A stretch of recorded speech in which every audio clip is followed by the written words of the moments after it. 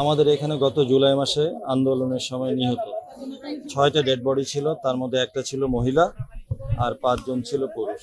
আমাদের বয়সের রেঞ্জ ছিল 20 থেকে 32 বছর। তো এই বডিগুলি আমাদের মর্গে এসেছিল 7 তারিখ থেকে 14 তারিখের ভিতরে, গত অগাস্টের 7 থেকে 14।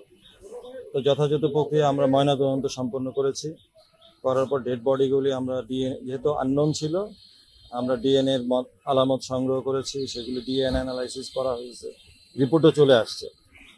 আর ডেড বডিগুলি আমাদের মর্চারিতে ছিল, আসলে আমরা হ্যান্ড ওভার করে দিয়েছিলাম অটোপসির পরপরই আমাদের পুলিশ বাহিনীর কাছে, ওনারাই এটা ডিসপোজাল করার জন্য, যেহেতু আনআইডেন্টিফাইড ছিল। তো বডিগুলি আমাদের মর্গে ওনারা রেখেছিলেন। তো যাই হোক, আজকে আমরা সেই ডেড বডিগুলি আবার পুলিশের মাধ্যমে আঞ্জুমান মফিদুলকে হস্তান্তরের ব্যবস্থা ওনারা করেছেন। সেজন্য আমি পুলিশ ভাইদেরকে ধন্যবাদ জ্ঞাপন করতেছি।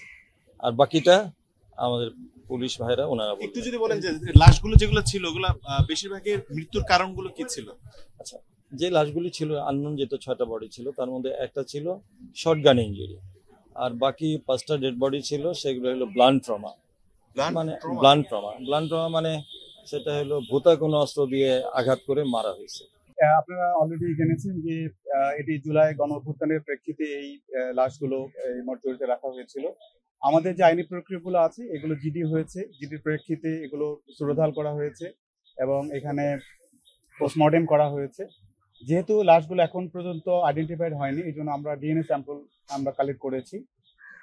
সকল আইনি প্রক্রিয়া আমাদের পুলিশি যে কার্যক্রমগুলো ছিল আমরা প্রত্যেকটাই আমরা সম্পাদন করেছি। আমরা আদালতে শরণাপন্ন হয়েছি, আমরা আদালতকে অবহিত করেছি। আদালতের আদেশের প্রেক্ষিতেই আজকে এই লাশগুলো আমরা আঞ্জুমান মফিদুলকে হস্তান্তর করছি। এবং তবে এই লাশগুলো প্রত্যেকটাই আমরা নাম্বার সিরিয়াল দেওয়া আছে, এগুলো যেখানে কবরস্থ করা হবে সেখানে এগুলোর সিরিয়াল থাকবে, প্ল্যাকার্ড থাকবে, যাতে ভবিষ্যতে যদি কেউ এই ডিএনএ স্যাম্পল কালেক্ট করা আছে যদি কোনো আইডেন্টিফাই হয়ে যায় তখন আমরা সেই লাশগুলো সেভাবে সিদ্ধান্ত নিতে পারবো।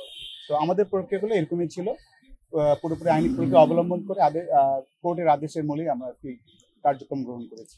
যখন এই আইনের প্রক্রিয়া আসবে, তদন্ত শুরু হবে, তখন জানা যাবে এই কিভাবে কি হয়েছে এটা জানতে পারবো। না, এখন পর্যন্ত জিডি মূলে আমরা এটা সবকিছু করছি। পরবর্তীতে কেউ ইয়ে করলে আমরা পরবর্তীতে যদি আমরা দেখি যে এটি হত্যাকাণ্ড তাহলে আমরা মামলা টার্ন করবো।